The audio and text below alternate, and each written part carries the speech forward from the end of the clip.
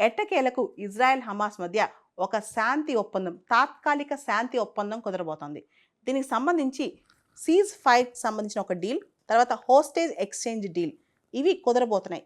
జనవరి 19 నుంచి ఇవి ఇంప్లిమెంటేషన్లోకి రాబోతున్నాయి. సీజ్ ఫైర్ అంటే ఇరువైపులా కాల్పులు జరగదు.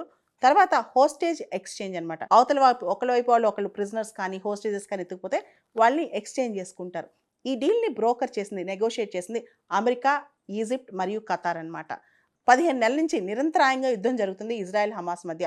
దానికి తాత్కాలికంగా వచ్చే 6 వారాల పాటు సీజ్ ఫైర్ తీసుకున్నారు. ఆ తర్వాత కూడా కంటిన్యూ అవుద్దని ఆశిద్దాం. ముఖ్యంగా ఇంకా ఇజ్రాయెల్ హోస్టేజెస్ హమాస్ వాళ్ళ చేతిలో 98 మంది ఉన్నారు. అక్టోబర్ 7, 2023 రోజు 251 హోస్టేజెస్ని పట్టుకెళ్లారు హమాస్ వాళ్ళు. దానిలో 98 మంది ఇంకా ఇజ్రాయెలీస్ చేతిలోనే ఉన్నారు. మొదట విడతగా 33 మందిని రిలీజ్ చేస్తారంట. దానిలో ఎక్కువగా మహిళలు, పిల్లలే ఉన్నారనమాట.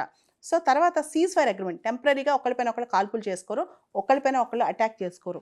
ఇది 6 వారాల పాటు ఉంటుంది. ఆ తర్వాత ఏం జరుగుద్దో మనం వెయిట్ చేయాలి.